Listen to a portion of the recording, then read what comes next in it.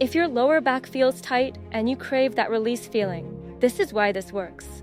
Lie down. Bend your knees. Slowly let your knees fall to one side. If you feel a gentle crack or pop, that's not damage.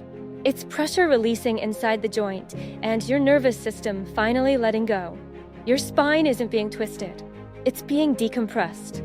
Small rotation tells your body, I'm safe. I can relax. Go slowly. Let the movement stop on its own.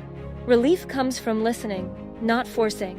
Save this for when your lower back needs space.